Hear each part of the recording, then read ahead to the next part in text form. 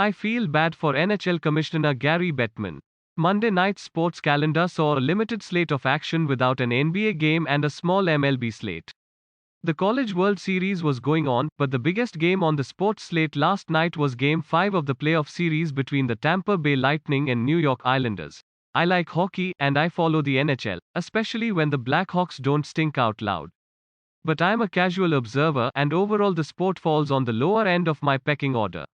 But without much else going on last night, I decided I would watch the lone playoff game taking place. Unfortunately, on a night when the NHL had the spotlight to itself and could attract some of those casual eyeballs, the game was an absolute dud. The Lightning took a 1-0 lead 45 seconds into the game and were up 3-0 before the end of the first period. The score would finish at 8-0 Lightning, though I stopped watching after the first period ended. I'd bet most casual observers did the same. Of course, with the NBA's Western Conference Finals returning tonight and a full slate of MLB, I'm sure tonight's NHL game between the Golden Knights and Canadiens will be one for the ages, but few will be watching. And now let's bet on games that aren't the NHL Stanley Cup playoffs.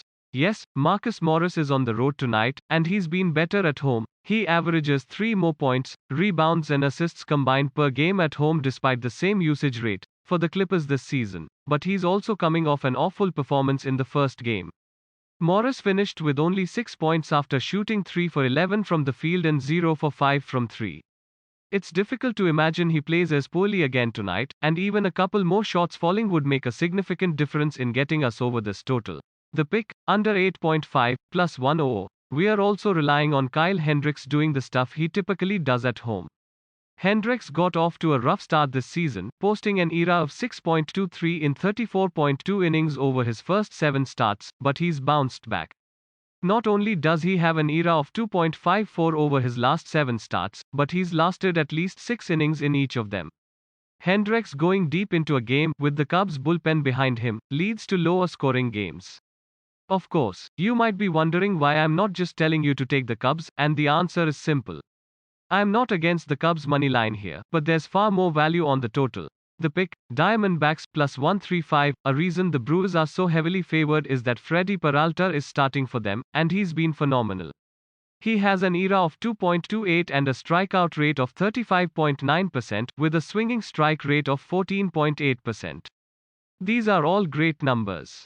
He's also limited hard contact and home runs, but he does have a flaw. His walk rate sits at an even 10%, and pitchers who walk too many hitters can sometimes get themselves in trouble. That hasn't happened yet this season. Peralta has a left-on base rate of 84.2% on the season.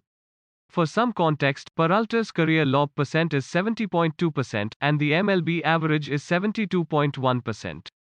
That's got to normalize at some point. At the price we're getting on Arizona, it's worth a shot on some of that regression beginning tonight. Let's take 2 of the league's better teams to beat 2 of the league's worst teams, shall we? This parlay pays plus 153.